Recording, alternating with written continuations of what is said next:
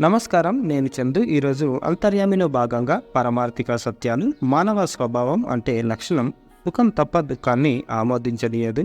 సుఖ దుఃఖాల మూలాలు ఉండేది అపారమైన తన కోరికలలోనని అతడు సామాన్య జ్ఞానంతో తెలుసుకోలేడు.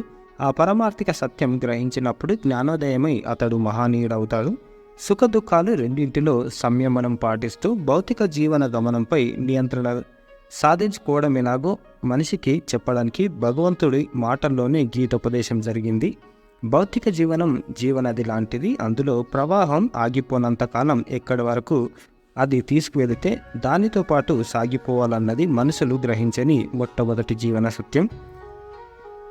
మనిషిలో జీవం పోసి భూమిపైకి పంపినప్పుడే అక్కడ అతడు జీవించడానికి భగవంతుడు అంతులేని అవకాశాలను సృష్టించాడు. కళ్ళ ఎదుట కనబడుతున్న అవి గుర్తించడానికి అతడు తడబడుతుంటాడు. జీవన మార్గంలో ఎదురవుతున్న ఎత్తుపల్లాలను తన అదృష్ట దురదృష్టాలతో సరిపోలుస్తూ వీధిని భగవంతుడిని అందుకు కారణంగా చూపిస్తాడు. మనిషి కార్యాచరణాలన్నీ అంటే తను చేసేటి అన్ని స్వయంకృతాలని, అందుకు బాధ్యత అతడే వహించాలని గీతలో భగవంతుడు అన్నమాట అతడికి గుర్తుకురాదు. జీవన గమనంలో అంటే లైఫ్ సైకిల్లో ఎదురయ్యే ఏ చిన్న అడ్డంకినైనా మనిషి అదొక సమస్య అనుకుంటాడు. భగవంతుడి సృష్టిలో అవకాశాలు తప్ప సమస్యలు ఉండవు. జీవం ఉన్న చోటనే సమస్యలు తలెత్తుతాయి. సమస్యలు ఎన్ని ఉంటే అక్కడ అంతగా జీవం ఉందని చెప్పడానికి అవి సంకేతాలు. మానసిక వైజ్ఞానికులు పరిష్కారం ఉండని సమస్యలు లేవంటారు. అది వెదకలేకపోవడమే మనిషికి ఉన్న పెద్ద సమస్య అని కూడా అంటారు. చిరునవ్వుతో స్వీకరించగలిగినప్పుడు సమస్యలు అనుకున్నవి కనిపించవని కూడా చమత్కరిస్తారు సైకాలజిస్టులు.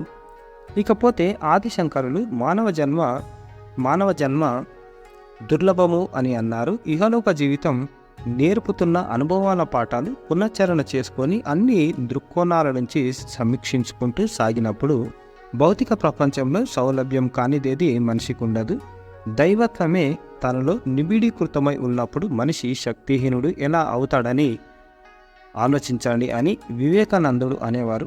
ఆత్మహత్యకు తెగబడుతున్న వారికి అర్థం కాని భౌతిక జీవన సత్యం ఇది.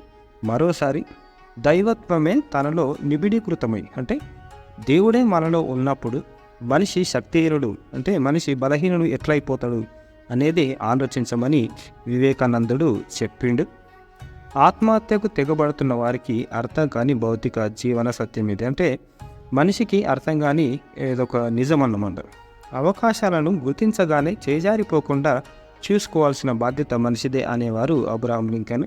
దేశ అధ్యక్ష పీఠం అధిరోహించడానికి అన్ని విధాల అర్హుడినని, తన సామర్థ్యానికి తగిన లక్ష్యం అదేనని భావించేవారు. ఆత్మ విశ్వాసానికి ఇంధనంగా తనలో నింపుకొని రాజకీయ జీవన ప్రస్థానం ప్రారంభించారు. ప్రాథమిక ఎన్నికలన్నింటిలో ఓటముల పరంపర వేధించిన ఆత్మ న్యూన్యతకు లోను కాలేదు. అంటే ఇన్ఫియారిటీ కాంప్లెక్స్కి ఆయన లోను కాలేదు. పట్టుదలతో ప్రయత్నిస్తూ చిట్ట చివరకు అనుకున్నట్లు అమెరికన్ అధ్యక్ష సింహాసనంపై కూర్చున్నారు. ఓటమిని అంగీకరించిన వాడెప్పుడు గెలవలేడు.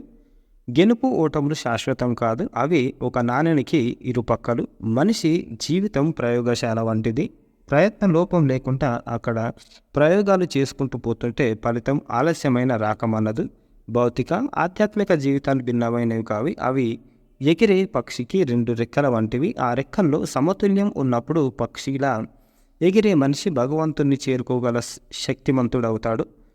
భౌతిక జీవన సత్యాలను భగవంతుడెవరో చెబుతున్న పరమార్థిక సత్యాలతో అనుసంధానించి అంటే కనెక్ట్ చేసి లౌకిక జీవితాన్ని అర్థవంతంగా ముగిస్తాడు అని జొన్నలగడ్డ నారాయణమూర్తి గారు రాసిన అంతర్యామిది పరమార్థిక సత్యాలు. అంటే మనిషి అనుకుంటే ఏదైనా సాధించగలడు అనే దానికి ఇదన్నమాట. ఇది ఈరోజుకి సంబంధించిన ఆర్టికల్ అంతర్యామి. లైక్ చేయండి, షేర్ చేయండి, సబ్స్క్రైబ్ చేయండి. థ్యాంక్ యూ, ధన్యవాదాలు.